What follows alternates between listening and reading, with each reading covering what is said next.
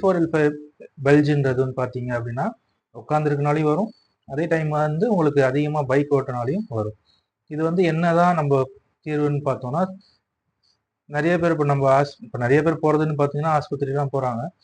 சில பேர் வந்து எக்ஸசைஸ் மூலியமாகவும் சரி பண்ணிக்கிறாங்க. இப்போ நம்ம ஹாஸ்பிட்டல் போனால் சர்ஜரி, சரிங்களா, சர்ஜரி பண்ணி ஃபஸ்ட்டு மாத்திரை கொடுத்து பார்ப்பாங்க, சரியாகலன்னா சர்ஜரி அப்படின்றது பண்ணிடுவாங்க, சரிங்களா. சர்ஜரி பண்ணோம் அப்படின்னா முதுகில் மட்டும் நம்ம சர்ஜரி பண்ணோம்னா மிகப்பெரிய ஒரு ஆபத்து நம்மளுக்கு காத்திருக்குன்றது தான் ஒரே அர்த்தம். L4 L5 பல்ஜினா அந்த நரம்புல வந்து ஒரு அழுத்தம் கொடுத்துருக்கும். அழுத்தம் கொடுக்கும்போது என்னன்னா காலுக்கு போகிற நரம்புல ரத்த ஓட்டம் ஒழுங்காக போகாது. அப்போ என்னன்னா முதுகுலையும் வலி வரும், கால்லையும் உங்களுக்கு வலி இருக்கும், சரிங்களா.